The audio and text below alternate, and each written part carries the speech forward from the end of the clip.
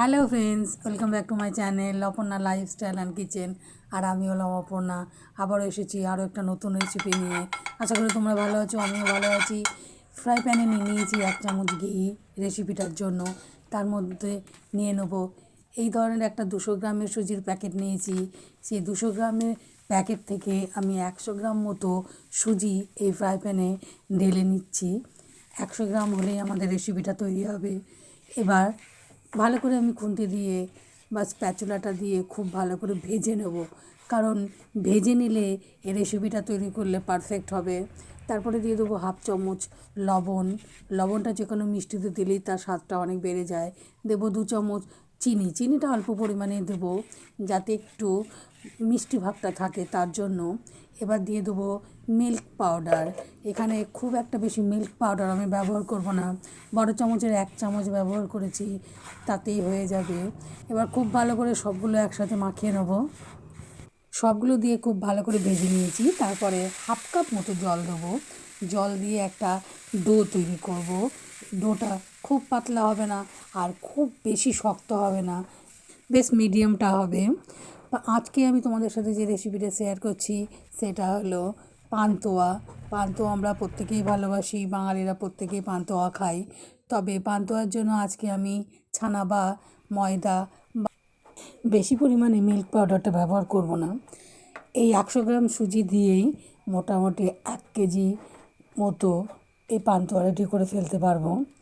আমি এই প্যাচুলাটার দ্বারাই খুব ভালো করে দলে নিয়ে ডোটা তৈরি করে দিয়েছিলাম, কারণ ডোটা খুবই গরম ছিল আর গরম অবস্থাতেই এই ডোটা তৈরি করতে হতো। তাই প্যাচুলা দিয়ে ভালো করে ডোটা রেডি করে নিলাম এবং হাতে একটু ঘি লাগিয়ে নিয়েছি। এবার ভালো করে হাত দিয়ে একটু দলে নিয়ে এবার কটা লেচির আকারে কেটে নেব। সব লেচিগুলো কেটে নেব। তারপরে হাতের তালুর দ্বারা বেশ পান্তুয়া শেপে লম্বা লম্বা করে নেব, ঠিক তোমাদের যেরকমভাবে দেখাচ্ছি। দেখো, এটা করার সময় একটুও ফেটে যাচ্ছে না, তার মানে ভাজার সময়ও ফেটে যাবে না, এত পারফেক্টভাবে ডোটা রেডি হয়েছে। সুজি দিয়েও যে এই ধরনের একটা সুন্দর মিষ্টি বানানো যায় আর সেটা খাওয়ার সময় একটুও বোঝা যায় না যে পান্তুয়াগুলো আমি সুজি দিয়ে বানিয়েছি। সেই জন্য তোমাদেরও অনুরোধ, একবার এরকম করে বানিয়ে দেখো, বুঝতেই পারবে না সুজি দিয়ে বানানো না মিল্ক পাউডার দিয়ে বানানো। এবার ফ্রাই প্যানের মধ্যে আমি নিয়েছি জল, নিয়েছি 1/2 বাটি, আর সেই সমপরিমাণ নিয়েছি চিনি। একটা সিরাপ তৈরি করব সুগার সিরাপের জন্য।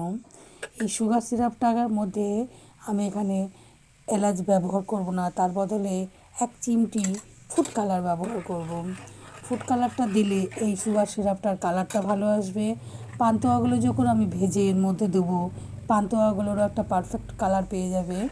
সুগার সিরাপটা রেডি হয়ে গিয়েছে। সুগার সিরাপ রেডি হওয়ার পর আমি পান্তুয়াগুলোকে ভেজে নেব। আগে সুগার সিরাপটা রেডি করে রাখলাম, তার কারণটা পান্তুয়াগুলো ভেজেই গরম অবস্থাতেই এই শিরার মধ্যে দিয়ে দিতে হবে। দিয়ে দিলে পান্তুয়াগুলো নরম তুলতুলে হয়ে যাবে। এরকমভাবে সব পান্তুয়াগুলোকে তেলের মধ্যে দিয়ে ভেজে নেব। প্রথমে নাড়ব না, 1 থেকে 2 মিনিট এমনিই রেখে দেবো। তারপরে একটা বড় চামচের দ্বারা একটু তেল তুলে তুলে এদিক ওদিক করে দিচ্ছি। তবে এই পান্তুয়াগুলো ভাজতে একটু সময় লাগে, যেহেতু হিটটা লো করা আছে। হাই হিটে ভাজা যাবে না, ভাজলেই একেবারে উপর থেকে পুড়ে যাবে, ভেতরটা রেডি হবে না। তাই হিটটা লো করে বেশ একটু টাইম ধরেই ভেজে নিতে হবে। যখন গোল্ডেন কালার চলে আসবে তখন বুঝতে পারবে ভাজাটা কমপ্লিট হয়ে গিয়েছে। প্রথম ব্যাচে যে কটা ছিল ভাজা কমপ্লিট হয়ে গেছে, আমি তুলে নিলাম। এবার সেকেন্ড ব্যাচে যে কটা আছে আমি সে কটা কড়াইয়ে দিয়ে সেম প্রসেসে একই রকমভাবে এই পান্তুয়া কটাও ভেজে নেব।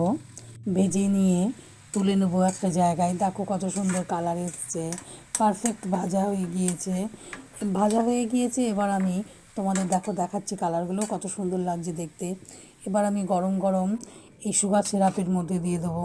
সুগার সিরাপটা আমার একটু ঠান্ডা হয়ে গিয়েছে, যেহেতু পান্তুয়াগুলো ভাজছিলাম সেই টাইম, তাই আমি গ্যাস ওভেনটাকে আবার অন করে দিয়েছি।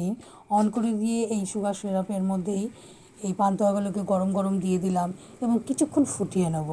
ফুটিয়ে নিলে কী হবে যে সুগার সিরাপটা পান্তুয়ার ভেতর পর্যন্ত যাবে এবং পান্তুয়াগুলো খুব জুসি হবে। 10 মিনিটের জন্য কভার দিয়ে রেখেছিলাম। 10 মিনিট পর আমি তোমাদের দেখাচ্ছি পান্তুয়াগুলো সুগার সিরাপ কতটা টেনে নিয়েছে ভেতরে, কত পরিমাণে সুগার সিরাপ কমে গিয়েছে, তার মানে এক একটা পান্তুয়া কতটা জুসি হয়েছে।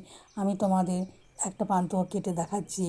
যেমন হয়েছে নরম তেমন হয়েছে তুলতুলে। দেখো কত সুন্দর জুসি, ভেতর পর্যন্তই সুগার সিরাপটা চলে গিয়েছে। ভিডিওটা ভালো লেগে থাকলে একটা লাইক করো এবং প্রথম হয়ে থাকলে সাবস্ক্রাইব করো, পাশে বেল চিহ্নটাকে প্রেস করে অল বাটনটা প্রেস করে দিও। আবার দেখা হবে তোমাদের সাথে কোনো একটা নতুন ভিডিও নিয়ে। Thank you.